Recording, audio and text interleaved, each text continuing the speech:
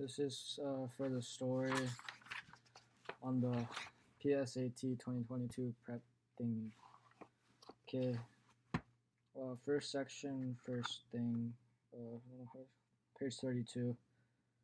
The passage is adapted from E.C. Bentley Trent's Last Case, originally published in 1913. This novel tells the story of a detective who attempts to solve the murder of a wealthy financier. Between what matters and what seems to matter, how should the world we know judge wisely? When the scheming, indomitable brain of Sigsbee S.M. was scattered by a shot from an unknown hand, that world lost nothing worth a single tear. It gained something memorable in a harsh reminder of the vanity of such wealth as his dead man had piled up him, without making one loyal friend to mourn him, without doing an act that could help his memory to the least honor. But when the news of his end came, it seemed to those living in the great vortices of business as if the earth too shuddered under a blow. In all the lurid commercial history of his country, there had been no figure that had so imposed itself upon the mind of the trading world.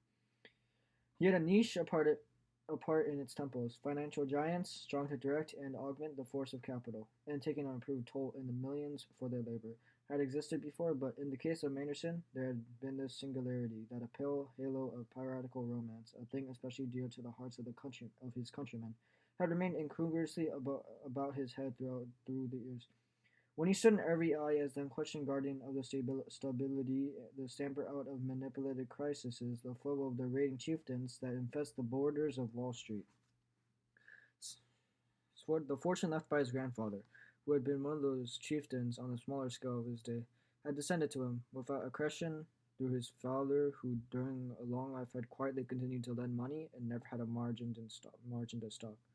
Manderson, who had at no time known what it was to be without large sums to his hand, should have been altogether of that newer American plutocracy which is studied by the tradition and habit of great wealth, but it was not so. While his nurture and education had taught him European ideas of a rich man's proper external circumstances, while they had rooted in him an instinct for quiet magnificence, the larger costliness which does not shriek of itself, with 1,000 tongues, there had been handed on to him nevertheless much of the 49er and financial buccaneer, his forebearer. During that first period of his business career, which had been called his early bad manner, he had been a little more than a gambler of genius. His hands against every man's an infant prodigy, who had brought to the enthralling pursuit of speculation a brain better endowed than any opposed to it. At St. Helena it was laid down that war is a beautiful occupation, and so the young Manderson had found the multitudinous and complicated dogfight of the Stock Exchange of New York. Then came his change. At his father's death, when Manderson was 30 years old, some new revelation of the power and the glory of the God he served seemed to have come upon him.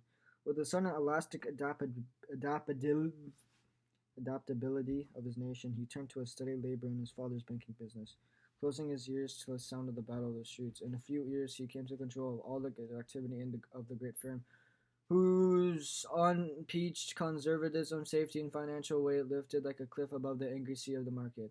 All mistrust founded on the performances of his youth had vanished.